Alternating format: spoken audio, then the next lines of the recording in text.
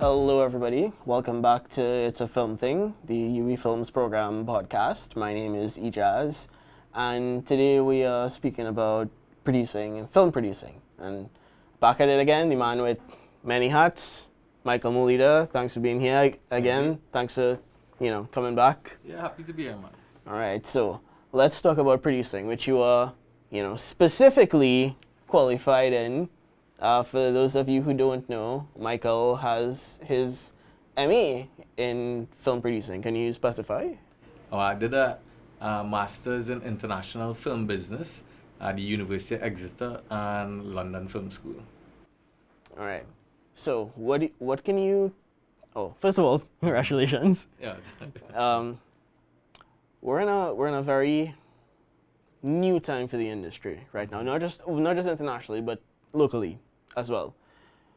Given your history as a producer, well, not just as a director, but as a director and producer, like I said, wearing many hats, I'm gonna make a lot of hat puns. Yeah, what can you tell us about the change that's happening right now? The streaming changes, the social media changes, the connection changes, the inclusivity that's happening as from a producing perspective. How can you talk to us about that? I mean, that's a big, broad question, but I would just say I think what we're seeing is all information now has an image attached to it. So if you look at like our skill set as filmmakers, I think if you just want to be doing content, you'll always have a job.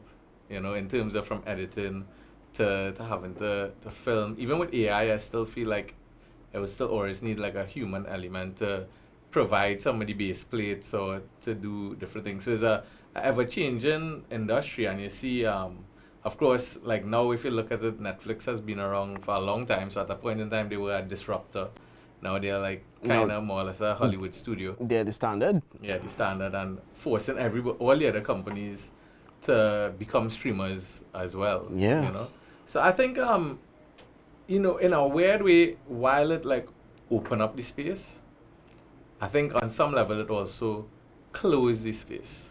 So it allowed like a lot of filmmakers to a space, because you could just put your film on Netflix or Amazon, but then like the Caribbean hasn't necessarily benefited from that. We haven't seen like a lot of films being made from those studio systems or getting distribution on them.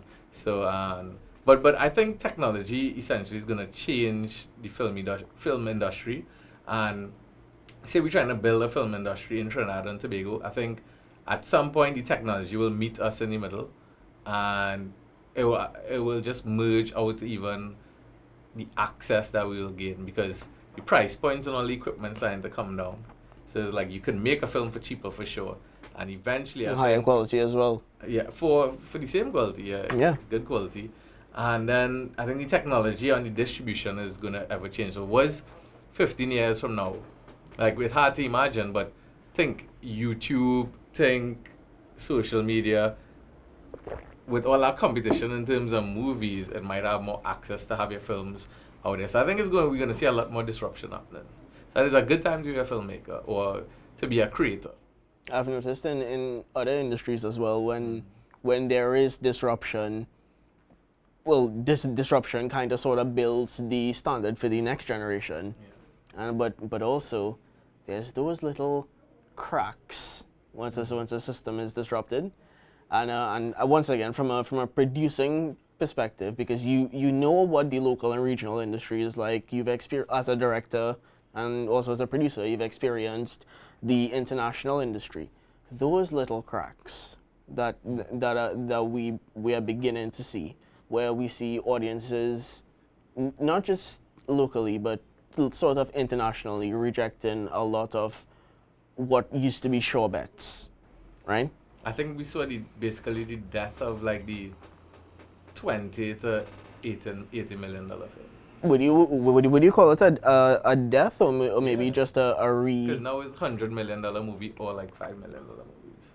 If you really pay attention, the middle ground is the middle ground kind of gone, because that was a riskier play. Because you spend 50 million on a romantic comedy, and nobody comes to the cinema. They're watching it on Netflix, Yeah. so they're just gonna make it for cheaper. Yeah. And that's why you'll see like the genre start to change a little bit, because you know what the reality is, the streamers on their mass things that are coming out is like algorithmic filmmaking. We could have a whole episode about that, They but just type in, they're looking at, okay, this is what people will watch, and so let's make it. They're yeah. just looking at their data. Not necessarily, but they will always be in business with certain filmmakers and producers and directors, because they will still need to have those creative or more creative films, the Oscar nominations, the kind of different things. So it's at different games. They'll have stuff for the mass, and then they'll have stuff to try and win awards and market their brands. So they play in like different games. What I've noticed about this current change that's happening, and you can speak to this as well. We're in the 2020s. We're in the middle of the 2020s. Oh my God, we're in the future. But 100 years ago, the middle of the 2020s, sorry, the middle of the 1920s, saw another landmark change that changed the industry entirely. Talkies, Mm-hmm. right? And it's kind of from a upcoming filmmaker's perspective. I feel limitless. Whereas a few years ago, pre 2020, I may have felt the boxes that we have, the boxes, the ceilings, the limitations that we have going on, not just locally but regionally as well. And then even if you do find a way to make it locally, regionally, to take that to a higher stage, I can feel that breaking away as the years go by. Yeah, I mean, you can make a film and put it, and YouTube could be a distribution, Instagram could be a distribution. Like, that's just a way to get to your audience. You could deal directly with your audience, charge them directly. You could have your own data. You could build your own brand. So we're in a totally different space. You have the tools. Now it's about your own strategy on how you wanna release something. But it will always like, so me, I because I grew up going to the cinema, I might want to have my movie in the cinema. But like, I think it have a lot of people who might have that culture. They're watching it on their phone now. Most people are Yeah. watching movies on their phone. It is so hard to believe. I feel. Let's stay positive. Let's stay positive. Movies are for big screens, guys. Anyway, so in my opinion, or from my perspective, I would think that to be a filmmaker, to be an artist, a successful artist, you have to also be a solid business person, right? Mm-hmm. And you would know about that because of your work on Queens of Kirap, your work on Green Days, etc., right? But I wanna ask you about some of the hot waters from a producing perspective, because I understand you would have done everything. That was a student film, right? Yeah, yeah, yeah. Queens Yeah. of Crip, Yeah. particularly. Yeah, that was our second year documentary project. Woo. Yeah, at UWI Film program. But I would say, to like dial it back one, not producing for me is like, I think directing is my passion, right? Yeah. Producing was essentially like a necessity, because sometimes to get things done you just have to produce it. So like, only now I would might kind of look at myself like I'm not necessarily a producer for hire. I might be like a director for hire, Yeah. And I think there's a difference there. So a lot of my producing has been out of necessity. So you produce for you. Yeah, yeah. I would do it for probably certain projects or certain, but like more or less a producer for me. Much like I'm also an editor, but like, Yeah. it's just because I want to not have to go by somebody, or I want the edit in my house, and I want to be able to just change it when I want and these kind of things. But so essentially, I'm a producer for that, and like doing that masters was really me trying to, as a director, educate myself in producing, because I just had this feeling like, how do you really manage, run? Like, I just wanted to know. So, like, not that I would, like, try to be a day to day producer on a film that I directed, but I wanted to have a gauge on if it being done properly, how to cut the deals, reference points, and the contracts. Yeah. So, like, when I was doing our masters, the head lecturer was a guy called Angus Finney. He wrote the book on international film business, and he was like, "You are a producer's worst nightmare," because he was like, producers, yeah, he was like, producers don't want directors to be producers, because you want to have the not or be you want to have a certain level of control with the director, because directors will make decisions based on what, like, emotional decisions. A director will be like, no, I want to film in this house because it's the best house on earth. Don't mind it on a hill, you have to take a helicopter to get there, all these different things that don't make sense. The director will just be like, yo, that's the best house, it needs to be filmed there. Whereas a producer might be like, this is absolutely the worst location. They're gonna cut the grass, you're gonna have traffic to get there, it's gonna mess up your whole 2 days of shooting. So it's different perspectives, and That's then from they the might have budget. to, the budget, it might just be Yeah. too much, and so I ran into problems like that on Green Days by the River, where it had a give and take. They were like, if you want to use this house, then you have to give us on these other locations. We get to like choose different locations that would be more cost effective. Is this one too expensive? And Ah. so you can't have everything. So you choose the battles that you might want, and it really is two different headspaces. One is creative. One is, and there's also creative producing. So producers not just handling business and necessarily doing paperwork. It have a good creative producer could be the biggest help to a director, especially if the director, if you're a first time director, a creative producer would be a big help to you because they might ask you questions like, you sure you're getting enough coverage on that, or do you think the character would do that? And then now you, at least you'll feel supported, Yeah. as long as it's not coming in a way where it might be challenging. Yeah, and as so it have ways of having these discussions. But so what I realizing now after directing a lot and producing a lot for myself is that I realized like I would be a director's dream producer because I know what directors need and want, because I'm more of a director than a producer. But like I would know the type, I would know how to build a vehicle for a director because I know the what a director, because directors could be, they be funny. I find directors to be Are we? funny people. I think we're great. What are you talking about? Nah, yeah, but they have little neuroses in their brain about all little weird things and different things. So I think like if I'm you totally healthy. understand What's that, up? I think if you understand that, you could kind of help produce and build a vehicle that the director could really, like a F1 vehicle, where the director could really drive and Yeah. and. Oh, well, this really raises something, right? Yeah. Because like you said, you're more of a director than a producer, but you produce in service of your directing, right? But commercially, I've done a lot of producing on ads where I didn't necessarily direct or because like in the in the commercial world, like, which is real, where I produce a lot of photography.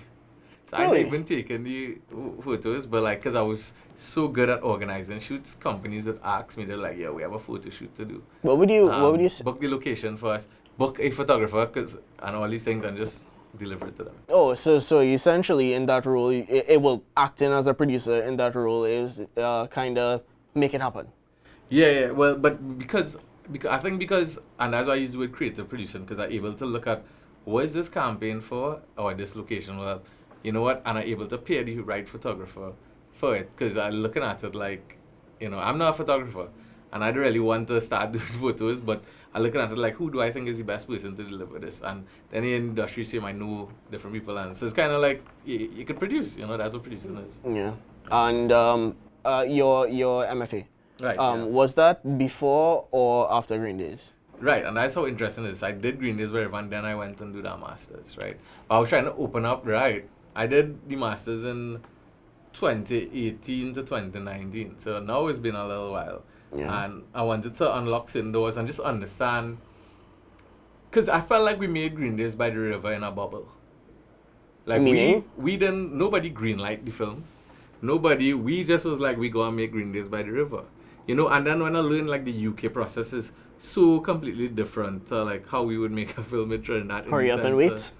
No, but just like they have, alright, from just, they have the insurances. So if the film gets shut down, Oh, yo. everybody money would be protected. But before that, they would actually greenlight a film. And when a film is greenlit, that means all the production money is in our account, and that is why it's being greenlit. And from the moment it's greenlit, the money is transferred out, and like the producer will get a fee, and then a tranche would go down for production to start. And so it's actually like a real thing. What greenlit means is like the money moving for the film to be made. And now in our context in Trinidad, what ended up happening was we were looking at everything. The actor it was summer holidays because we started the film in August. Yeah. he was going to go back in school in September. So now we like, Yeah, no, like, so definitely. it was like We don't have full time. we had half the budget. We had like quarter the budget in our account, and money promised us, and we decided let's shoot, putting ourselves in an extremely hard position because we was running around trying to raise money at the end of shooting after doing like 12, 13 hours filming, 8 p.m. in people's houses trying to raise more money. So I think we were rolling the dice. It paid off. But it's not not the way to do it, because if say you attempt that a second time, you might not have the same result in the middle Yeah. of filming. Yeah. Because when you're doing these types of projects, you're really risking your brand and your name. So if on day 10 you run out of money, the story would be something completely different. It would be like the film failed because you're not finishing. You run out of money, you hear what happened. It could be a bacchanal story instead now. So Yeah, that could affect the rest of your career. yeah, and If people, there is yeah, one yeah. to Yeah, still that's have. what I said. So, although I mean, I might be hyping it up to be worse than it seems, but it doesn't work like that. So, I did that masters after Green Days, and it was really to try to attempt understanding how the kind of more formal film industry works, and it really like gave me a little insight into how those, like, from sales agents to doing the distribution deals. And that was another thing. Like, I wanted a program that I could understand distribution, because some of the contracts, that we did for Green Days, but if I didn't understand them at that point in time. But like, so I went from like never seeing a distribution contract to now having, I probably read like a couple hundred. So it's like you had to have that knowledge, and now where the booby traps are, and because this whole thing, it is a business, and you could find yourself in a position where you make a movie and you're not making money off of it now. And we didn't find ourselves in that position. When it comes to Green Days River, everything that comes in, Christian James, who's the producer, he owns 50% of the film, Yeah. and then I own 50% of the movie. So that's how we, anything that comes in.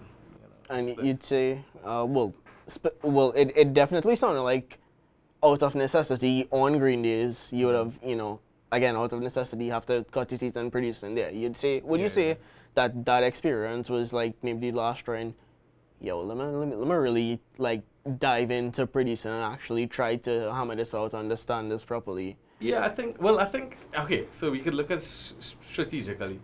One of the issues is a director could really be on one project. So if you're being smart too, like a producer could be on 5 or 6. At the same time. Yeah, you could be producing 6 projects, right? A producer don't even need to come to set if everything organized. You're producing the movie, you're not there. But you have your first AD, your production managers, you might have other producers, your director have to be there. Director might, so I kind of started to realize, like, you could have multiple projects, but like in the industry, if you're, as a director, attached a project, you're attached to that project. Yeah, no, They're you not have really to, you have to. attached to too much more than that. You might get attached to a follow up after that, Yeah. and while they're in development, but it's like you're not gonna be. No, you have to see that through from birth till released out into the So world, and then even then too. I started to realize through producing you could still be involved and have a different formal life. But in producing now, you take on a lot more of the responsibility. Financial responsibility. Yeah, because say you are directed and not producing, you could watch your producer and be like, oh, I need this, and that now technically become your producer problem to go and find this for you. Yeah. As a director. So when you're producing, it could be a little different. I think you're in charge, and if something happened on set, you might be liable.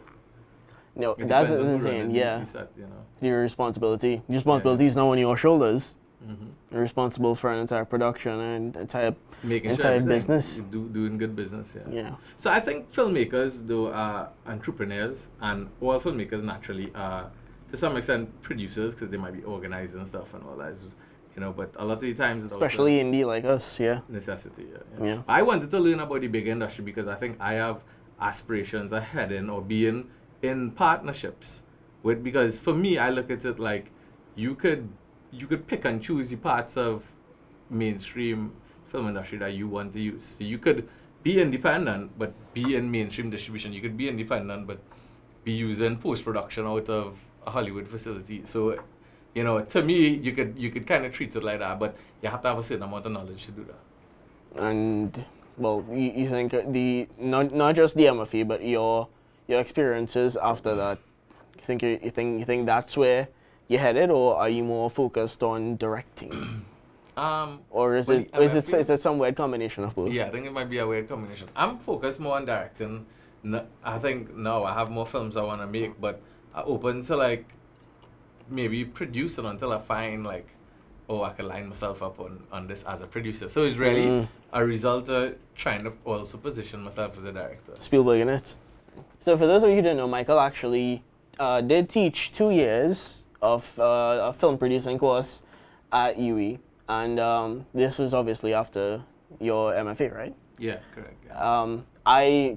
Personally, it was one of the best classes I've ever been to, and I'm just saying this, like I've I looked feel back. like it is. No, I'm not. I've looked back, like to high school and stuff. Like it's been one of the most enriching classes that I've been to.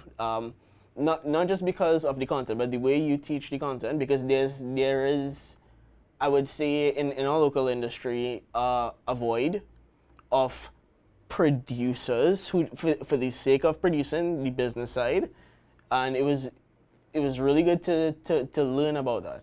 So for students watching, students interested in producing and stuff like that. I mean, you no longer teach the course, but as a you have spent time as an educator. What can you say about producing as it pertains to education?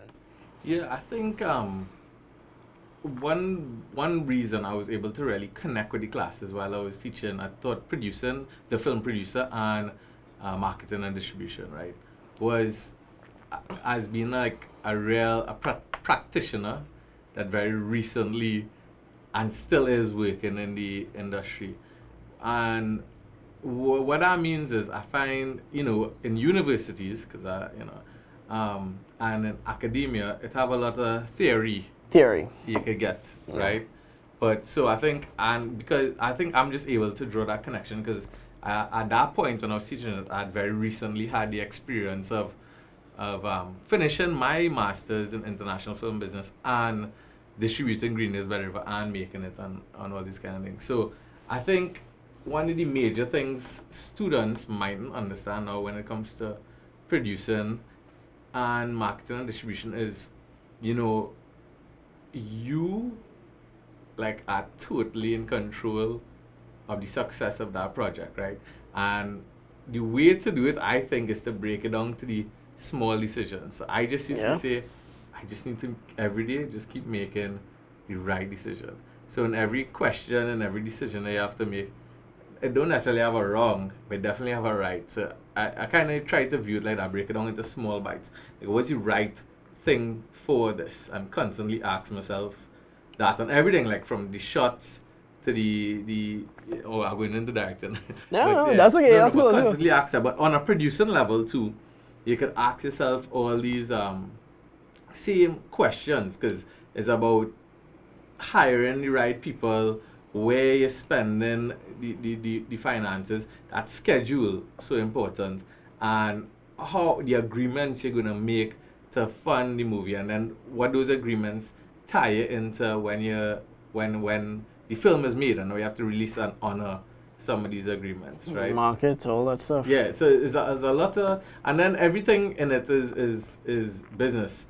What I would tell the students is also it is a business, and therefore you have to be very smart with how you handle it and kind of understand that is entertainment business and really figure out how what is the market where you're creating it for. Like if you just you could do certain things for fun, and that's where you could learn on it. You know, you could use your cell phone or different things. But when you're really releasing something for the market, it is a product.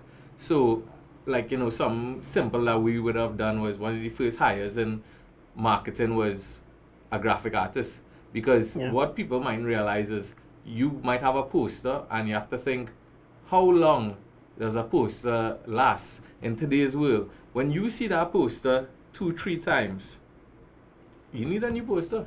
So what we would have done was have a poster when we release a movie. Well, I mean, when we announce a movie, we had a poster, but we developed like 3 to 4 other posters, totally different from that first one.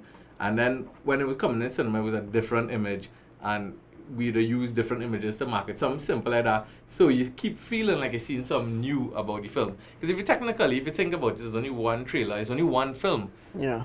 But how do you keep inviting people to say, hey, come and see this, by giving them different pieces of the movie, different snippets, behind the scenes, so you have to kind of break it down to a point where somebody gets so much interest, they're like, oh, I don't want to watch Too Hot to Handle or whatever it is. I want to come and see Green Days by the River. Yeah. I make it a point because you're competing against everything, including Everything.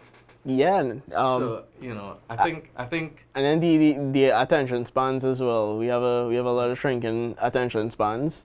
But if I was coming up now though, I think I would try to embrace what's going on now, and I would make a film. Like, I don't know if it'll be beneficial for me because it's not what I want to do, but if I was 21 right now in UWI.Film program, We are.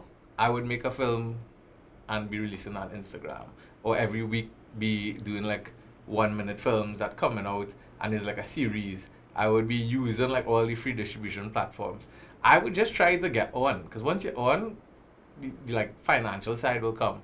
Once you could get yourself popular and different things, opportunities will come. So I would just be more focused on like, how do I cut through the noise and make and I don't want to say get popular, but get known about and like Recognition. And Yeah. so luckily enough, when I started so early, that what I ended up benefiting from was the years I was doing Trinidad and Tobago Film Festival and all of that. All the people I was monitoring my career back then, all in positions now in the corporate world. So I get hired to do certain jobs, and I reap the benefits of all that work. Well, So, it's the same thing, right? Because that was getting recognition then, yeah. and now we're trying to get recognition. It's just another way to do it. Yeah. But the goal is still the same. So how I would put it is like, you might see filmmakers and say they're showing behind the scenes or this or that. But if you could build your brand, whatever that brand is, what you're trying to aim for is anytime somebody enters a room, they already know you without you having to say who you are. Because by doing that, now when you ask them for something, they're just going to want to be in business with you. Because they're like, oh yeah, I saw you on social media and you did that cool thing. Yeah. Yo, look who here. How we could do this with them. I know this person. I know this person's and brand. that's I know what their really- identity. That's what you're really trying to do. And that's the world we live in. And it's a very digital world. So I think producing is so important, because if you just doing an Instagram and there's a location and lighting and you're using your phone, technically that is on some level a small version of That is a camera. producing. Yeah. It's content creation.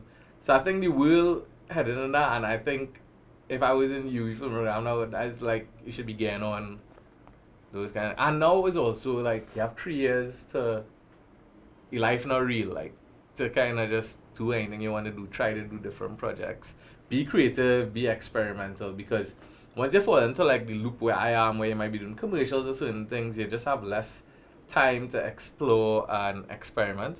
Yeah. And you just miss it. Like I just miss like, I mean, sometimes you just had to grab the camera and sometimes go on the beach and shoot a crab or something. But Try things out. yeah. And but you just miss Shoot a that crab. level of. I was doing that the other day. That a crab and a rock, Shooting and a I was crab? well, yeah. Oh my God! Yeah, This so- crab, the sunset, the rock. I'll share a picture with that. Yeah. So I just saying like, I think that's what it's really about. I think it's just about making, like, for me, my one rule, and this is probably why I'm successful, is I made a decision a long time ago that film was gonna be my compass, and I'm gonna go in the direction or wherever it takes me, and like I'm gonna follow that through now. So I don't have a question or whether I'm giving up or moving on or doing different things. No, this is And- it. Yeah, and I just felt like, all right, if I stay in it long enough, something will happen. So even if nothing moving right now, like 20 years from now, I'm going to be doing film.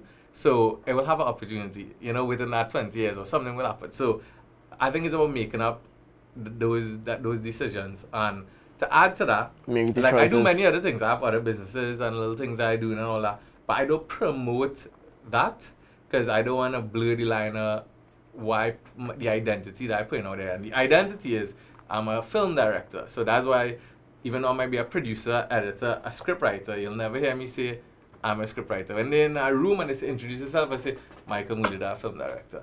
So I do add on editor, producer, locations manager, scriptwriter. I don't add anything. So that's just how I personally choose to present my brand. So it have no question when you're hiring me. Like you're not gonna call me to unless like it's the direct. Maybe you could say, I want you to produce this and then we could have a conversation about that. But technically speaking, like those other jobs, while I could do them, I just do them for me. Yeah, in service of the directing. Yeah, Like exactly. what you did with producing. Yeah. So I guess this brings us to our last question to tie all this back into producing and the education of film producing, right? We mentioned you taught here for 2 years. Yeah. If you were to do that course again, if you were to teach that producing course again here at the UWI.Film program, right? But specifically speaking on what we spoke about, but also what you've noticed changing the evolution of the industry, the evolution of media and media consumption. How would you what would you advise the students here? Because you spoke a lot about short form and breaking it up. Is that would you advise students to split short form rather than try to go for the quote unquote traditional route?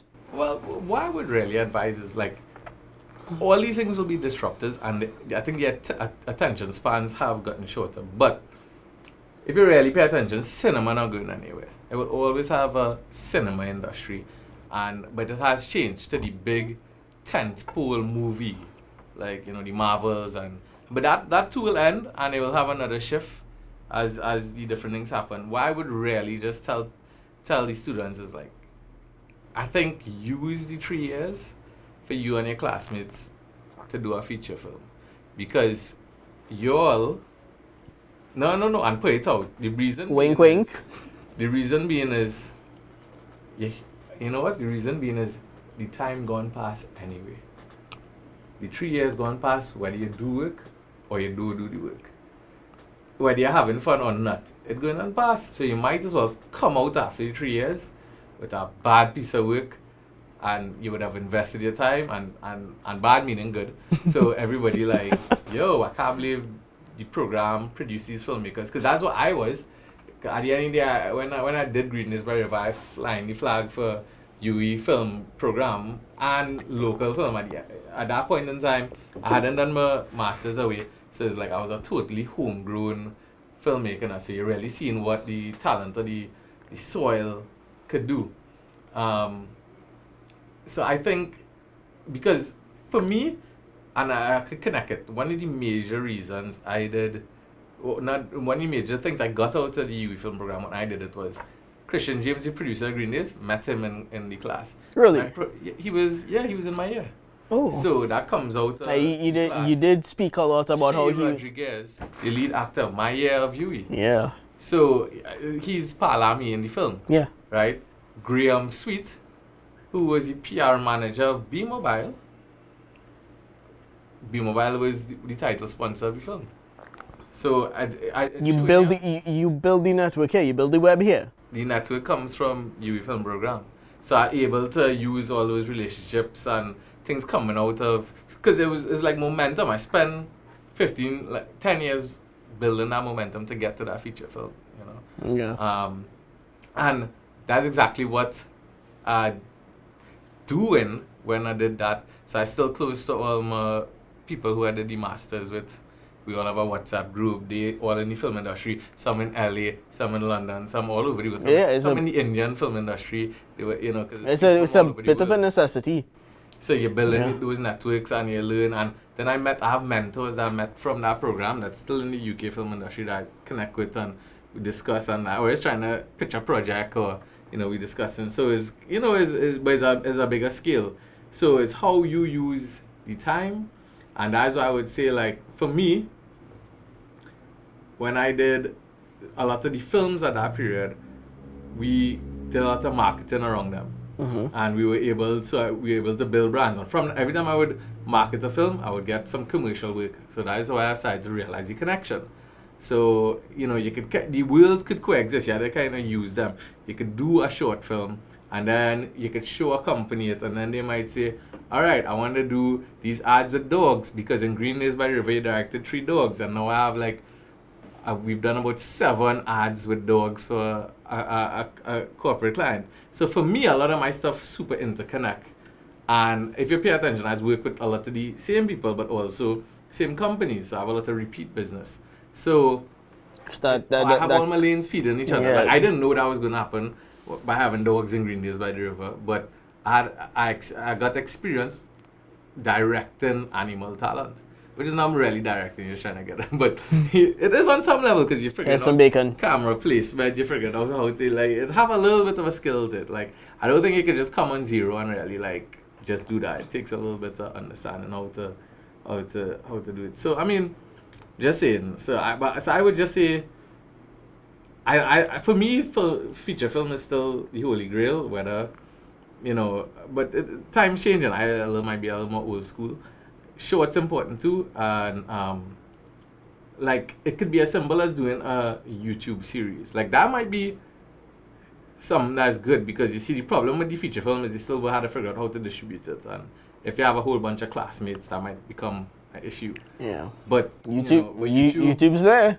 You all could start it and say, you know what, and just putting it on YouTube for everybody to see, and we'll put like a couple hundred US in marketing so that Trinidad get a wave of and you click on it. So I would say to me that's what I would try to do, and then everybody coming out, that director coming out with a feature film, a producer coming out from the class of the feature film, who want to be first AD, you have actors, you're creating, that's how you create a career. And that's what I use UE for. So UE for me was like, that's why I here today. That's why I'll come back a second time. Because for me, UE film program, I got like 30x from it. And notice none of that was talking about actual class time and what I learned. All that is just like the sprinkles. And I enjoyed the lectures from not about the first year, but for me it probably was beneficial. The first year our camera equipment didn't come yet. For real? Yeah, we got it in year 2. So for the first year it was like a theory, yeah. But now when I look back on it, it was interesting. Yeah, that would have been a necessity. We used to real complain that we didn't get it and all that. But what ended up happening was for a full year, I just sat down and watched movies and got the theory. I didn't have to think about the practical aspect. So we had like a year foundation of film theory. And then year 2, we went into the practical. And that was interesting because now it was like, yeah, strong film theory and how you think about things and placement. And, it's almost like a second nature. Yeah, Yeah. So I think you could get out of the program is like anything else. What you put in it is where you could get out, because you could be utilizing all the equipment here. You could be writing scripts. Like I don't find it that hard to expand a 7-minute thing into a 30-minute thing. I find it much harder to contract a 30-minute thing into a 7-minute thing. Oh, I feel you. But to expand it, it's just like, okay, you just expanding the world. What does that character do next?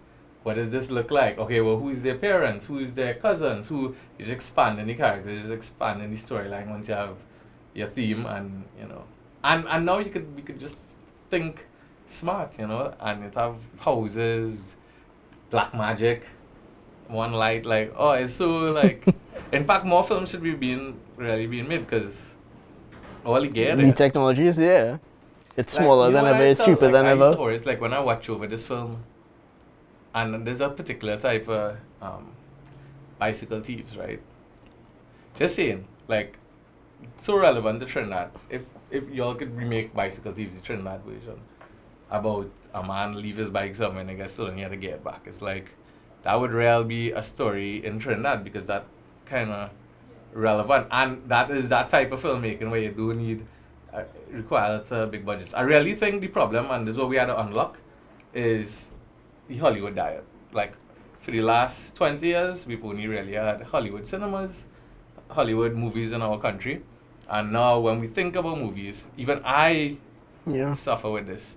We think big scale, and really and truly, we have the tools to be making smaller, low-hanging fruit films, and then if we could create an audience around that, we can make the bigger film. Well, it's there. Other countries have done that. So it is an issue, but I would say we do not a lot for 1.5 million people. I would say so as well. Yeah, so it's not there. No? So I guess what you're saying is do it. Yeah, that's what it is. I had dinner. It was breakfast with Ken Loach, and he said, he told me, he said, just keep making films. Yeah. And that's how you'll be a filmmaker. You make films. Yeah.